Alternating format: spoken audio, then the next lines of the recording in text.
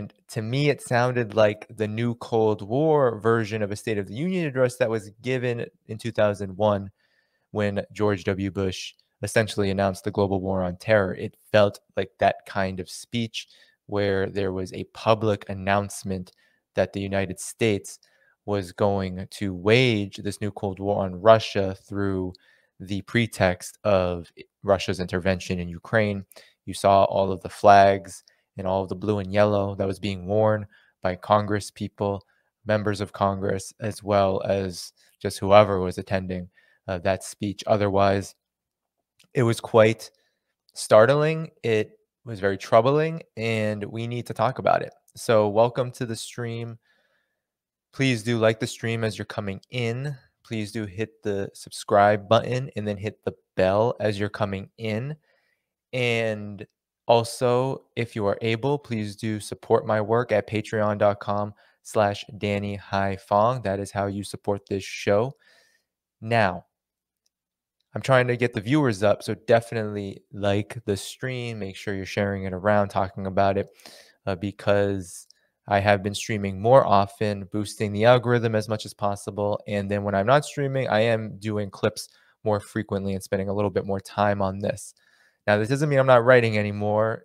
There is an article in the queue that I'm working on in relation to the racism and Western chauvinism of media coverage of the Ukraine-Russia conflict, and that should be coming out on my Substack in the next day or two. But it does mean that I do want to pay more attention to this kind of work because I do feel like it is an important way to get out updates and live coverage of events that you just can't find on mainstream media, and you definitely cannot find in just media in general. A leftist, a Marxist, a socialist perspective, an internationalist perspective on political developments such as these. So welcome, welcome, welcome. Again, like the stream, hit the subscribe button, hit the bell for your notifications. We are growing, which is great. There was a long time where it was just hard to get on here. And yeah, there was a lot of lag in the growth, but now it is picking up. And so that is great. So continue to like this stream. I hope I sound okay. I'm actually trying to keep the volume a little bit lower than I usually do. So I hope you can hear me, because unfortunately, I noticed that sometimes there can be audio issues. I don't know what's going on. I'm not going to be sharing anything, sharing my screen. I noticed that that can have an issue, as that can be an issue as well in terms of the audio on here, something that I'm trying to still figure out. So yes, you're here now. So keep liking the stream, keep sharing it around, subscribing to the channel, and let's get started. So first, I want to talk about my initial reaction to Joe Biden's State of the Union address. I was only able to watch in full, and then I watched clips and did some reading about the second half, but I was really only able to watch the first third to a half of it live. And my reaction to the first 15 minutes was one of just utter contempt. Joe Biden, of course, was not elected on a peace agenda. He was not elected on a peace platform. Joe Biden has been a hawk toward Russia for much of his career. He's been a neocon hawk for all of his career. And it was inevitable that U.S. imperialism would escalate under his rule. There was not going to be any rollback from the Trump era, that there would just be a shift in how imperialism wages war abroad. And that is exactly what Joe Biden essentially articulated to Americans and all people who are viewing his State of the Union address. It was actually quite frightening, and people should have been scared listening to the address because of the way that he was bragging for 15 straight minutes about how much he was going to essentially provoke and contain Russia through direct military support of Ukraine and through the starvation sanctions that Joe Biden is going to continue to place onto Russia. And he announced that he was going to have all flights to and from Russia, American flights, American Airlines, not the company American Airlines, but U.S. Airlines, they were going to cancel all flights to and from Russia, which is a very big economic move, a part of this sanctions regime.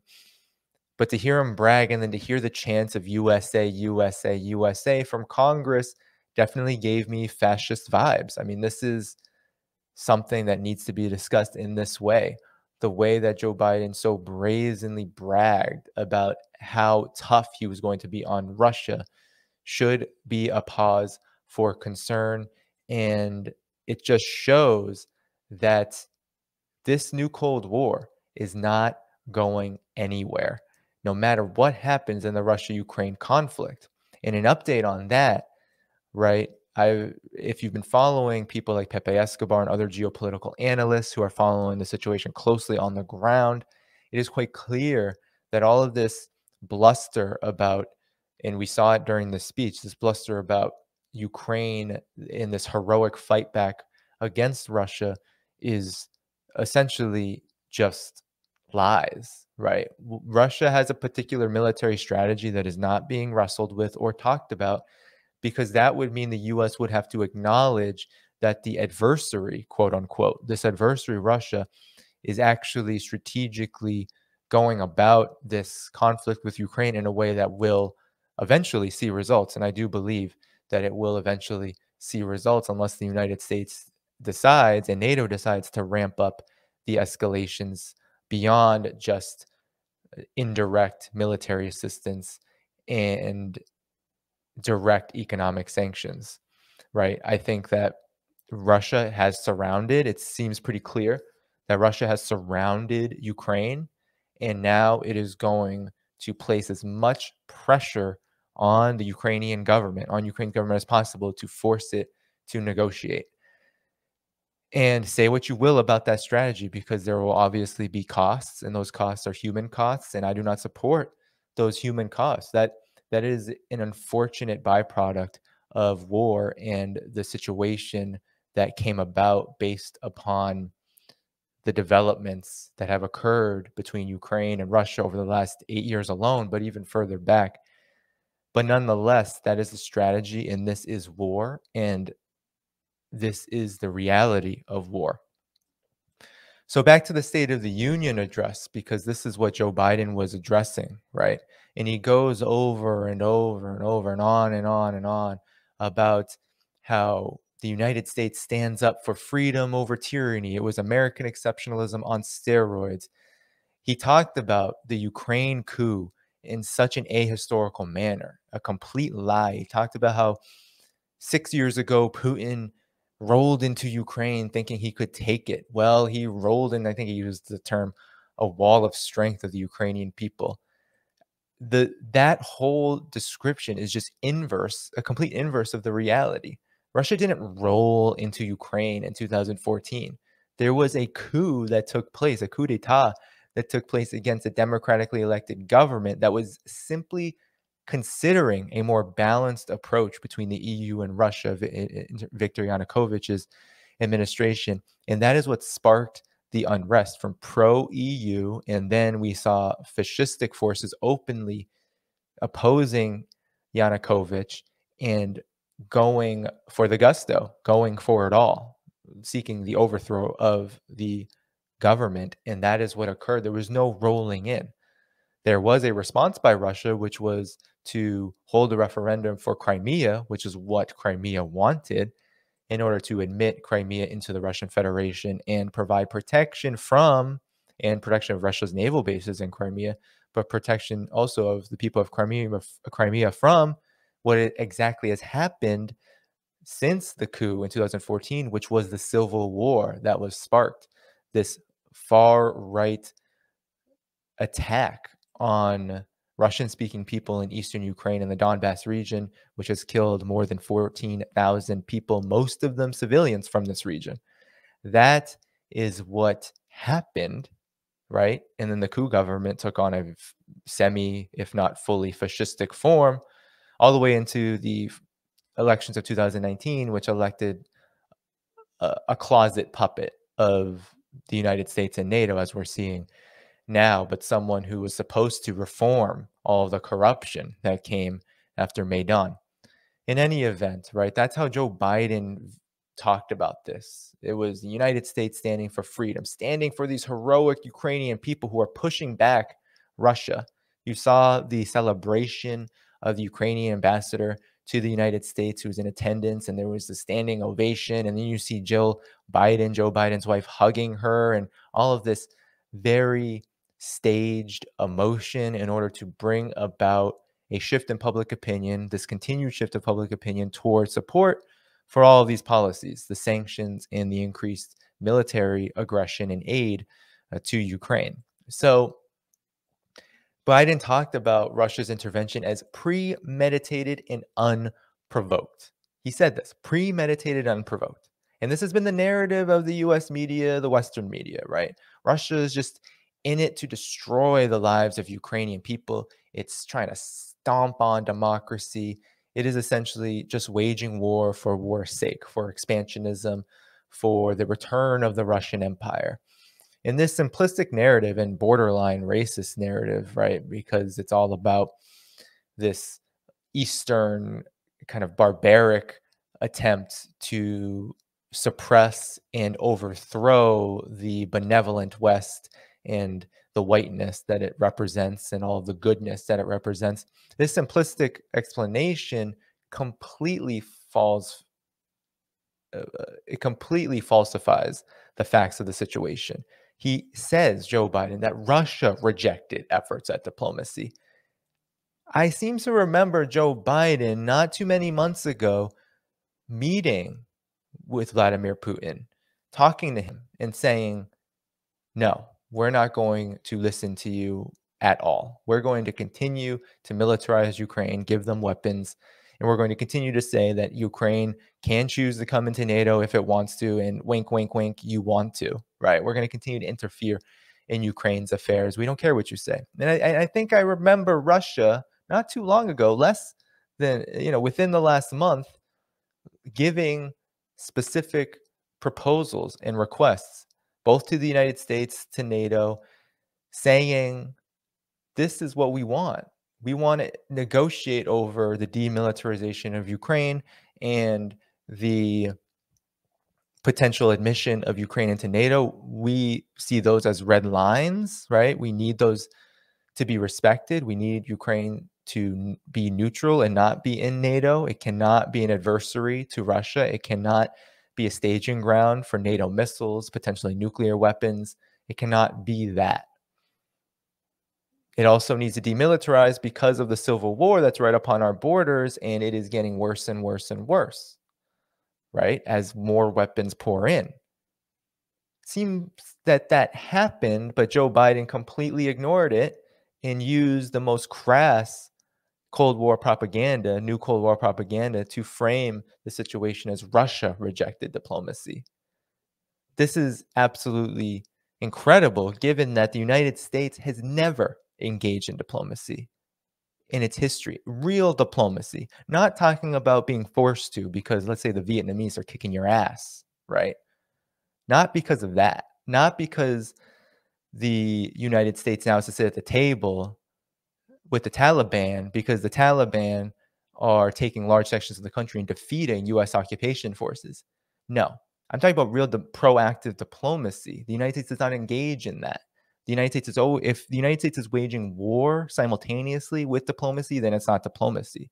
And that has been the case throughout the United States' history. So to hear Joe Biden blame Russia and say that Russia is the one that's not negotiating diplomacy when Russia has actually been a pretty big force in diplomatic efforts worldwide in many different conflicts, using the UN Security Council in very principled ways. Whatever you think about internal Russian politics, the Russian government, Vladimir Putin, one cannot deny that Russia is a leading power in the development of a multipolar world. Can't deny that. Russia and China, that partnership is the vanguard of the multipolar world. It is because they're huge countries, hugely influential economically, politically, and militarily. And it should come as no surprise why countries like Venezuela, Cuba, countries in Latin America, countries in Asia, why they support Russia. They're not coming out against Russia. They're not condemning Russia, and they're not cutting off ties with Russia. Actually, many of these countries from Syria to Venezuela supported Russia's decision to recognize the breakaway republics of Donetsk and Luhansk.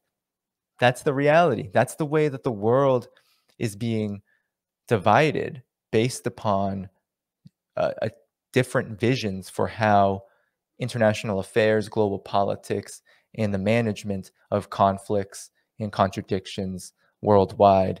That's how the world is being divided in this multipolar way, where you do see multiple poles from blocks of countries that want to see diplomacy, international law respected, to the United States, which believes itself to be international law, to even Europe, which is very conflicted, mostly a junior partner to the United States.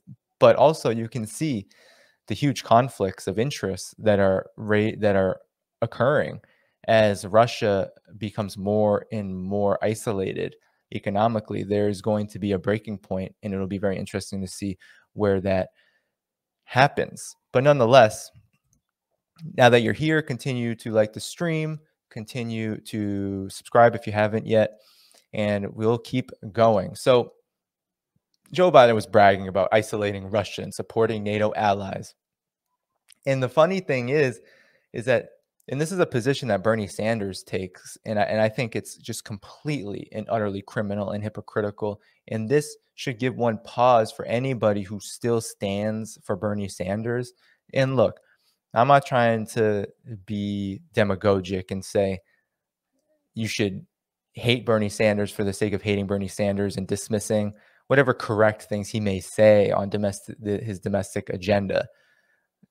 We should also talk about how he has not been a leader that can sustain a movement which can actually bring about that agenda. He's not really about that. He is still about politics and his political career. But nonetheless, if we just look at how he reacts to foreign policy moments like this, to international moments of crisis, then we should be really pausing if we still stand for someone like Bernie Sanders, because Bernie Sanders and Joe Biden share the exact same view. And this view was articulated in the State of the Union address when Joe Biden was bragging about inflicting pain on Russia and isolating Russia and enforcing powerful economic sanctions and taking the oligarchic wealth of Russia. And I find this to be so utterly hypocritical and just the nastiest Russophobia, because it plays upon people's very amateurish and immature understanding of Russia. Think about this. Think about the United States telling the world, telling masses of people, telling its own public that it is waging a crusade for the Russian people to take through sanctions the economic wealth accumulated by Russian oligarchs. Think about that. Just think about what that means. It means the United States is now almost framing its warmongering and strangulation of Russia economically as a class war. It is saying that it is on the right side of a class war, that it is democratizing wealth, and that it is usurping wealth stolen from the Russian people. This is what Bernie Sanders says. I find this to be absolutely criminal, given the fact that the United States is the most heinous and most exploitative capitalist system on the planet. There is no place in the world that both has such an extreme level of inequality and levels of class exploitation and the military and economic supremacy to enforce a global order of inequality and exploitation. Russia is not in that position. And surely, if anybody knows about what has happened since 2001 in Russia, you understand that actually conditions have improved to a degree in Russia under Vladimir Putin. It's not a worker state or a worker's paradise. And surely we can see that the effects of sanctions, as well as the impact of Russia's continued allegiance to capitalism as a system, has had negative effects on the conditions of poor people. But there is no comparison between today's Russia and the Russia of post-Soviet 1991 into 2000. There's no comparison, because it was shock therapy that completely leveled and privatized the entire Russian economy and created such a level of crisis that it was Vladimir Putin who came in through the United Russia Party to stabilize the situation. And that's what has happened. The exact opposite has happened in the United States, right? There has been not even a slight improvement in living conditions. Things have gotten worse. And we'll talk about that in the second half of this analysis. But nonetheless, you have Bernie Sanders and Joe Biden in lockstep agreement that we should be bragging about starving Russia and taking the oligarchic wealth of Russia and Putin, supposedly. And Bernie Sanders erroneously claims that Putin is richer than Bill Gates and Elon Musk or Jeff Bezos, pardon me. That's an erroneous claim with absolutely zero evidence, right? We don't see Vladimir Putin on the Forbes' list of the richest individuals or Oxford's list of the wealthiest individuals. We don't see it because there is no reliable data on that. And given the size of Russia's economy, I doubt it. I highly doubt it. So this is just how far Joe Biden and even someone like Bernie Sanders will go to demonize Russia and to act like the United States has some kind of claim, moral claim, to wage a crusade that is somehow going to benefit the Russian people. Sanctions inherently hit people. They inherently hurt people. They kill people in the thousands upon thousands around the world in places like Venezuela.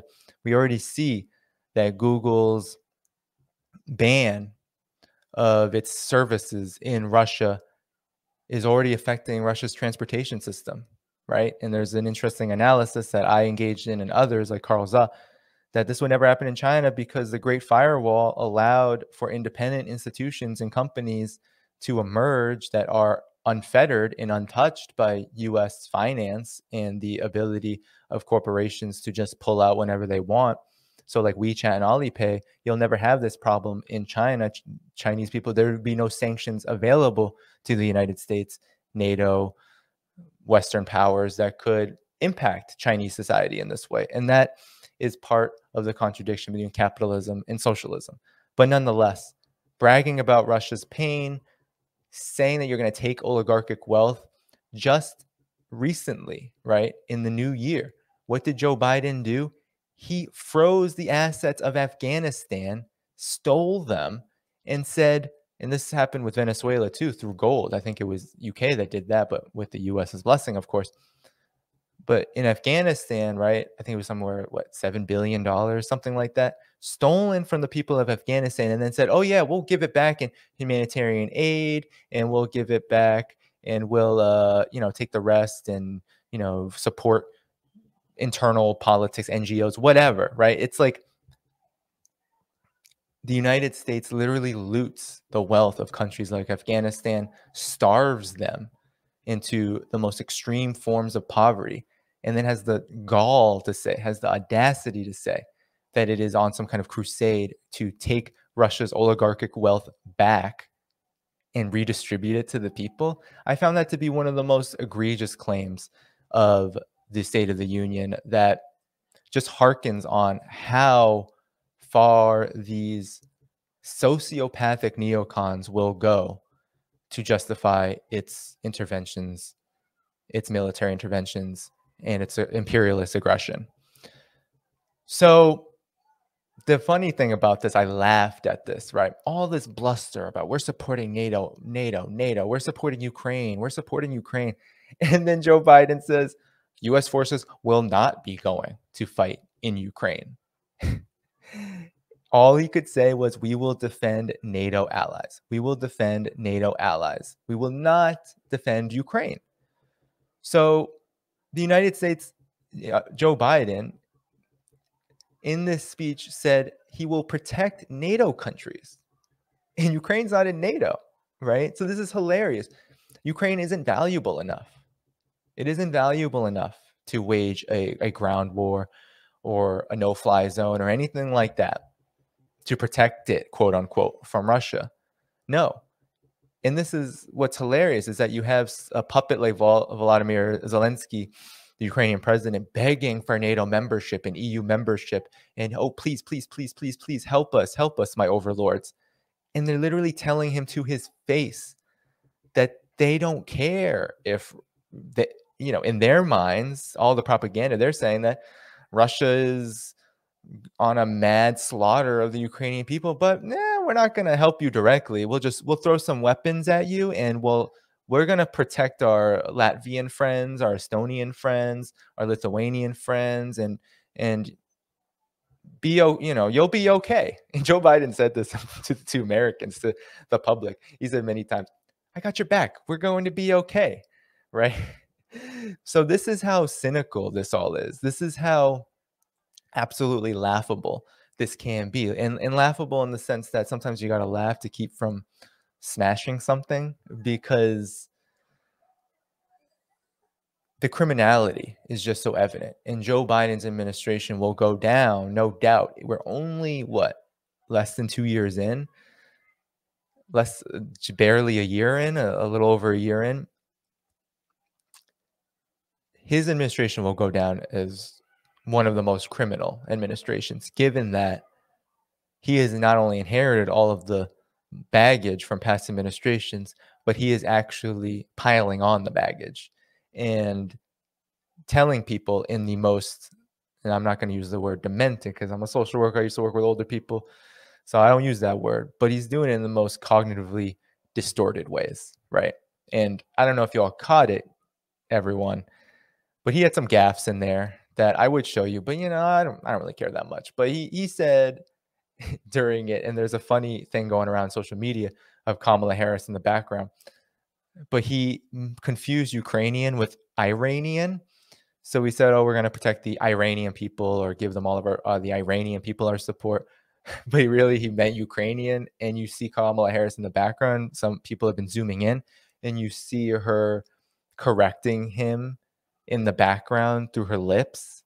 It's just one of those moments that just shows that not only is the US ruling class at a stage where it's at its most desperate and most oppressive, therefore, but it is also at one of its most incompetent moments, where you have Joe Biden, who they did a lot probably to get him to give this speech in as articulate as he gave it. But even with all of the assistance, medically, probably, he was still unable to avoid pretty big gaffes, if we we're going to call them that, like confusing Ukrainian with Iranian.